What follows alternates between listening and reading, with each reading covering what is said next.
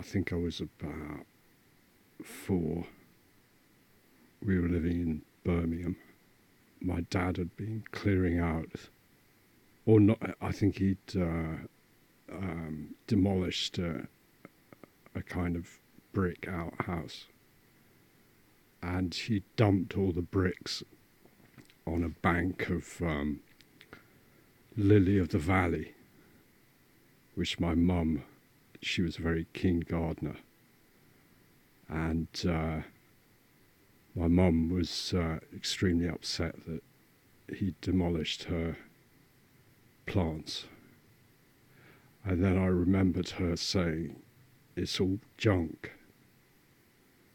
And I had just learnt about Chinese junks, the boats, and I couldn't understand what she meant by saying it's all Chinese boats.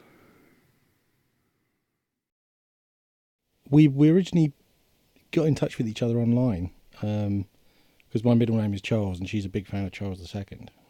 He was a king who knew how to treat a lady, apparently.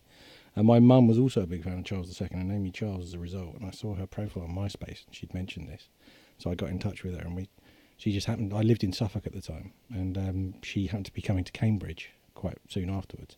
So she said, "Do you want to meet up?" So we met up, and I remember waiting for her at Cambridge coach station and hearing this shout as you know, as she got off the coach and saw me, and I turned around and saw this sort of fairly diminutive, extremely energetic and excited figure running towards me, all in black, big smile on her face, and she just jumped up and gave me a big hug. I just remember thinking, oh, being really chuffed.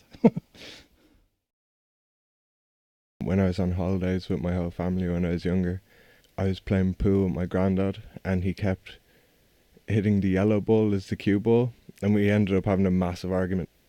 I didn't know what was wrong with him, and neither did anyone else, and obviously arguing with your granddad, I ended up under the pool table crying.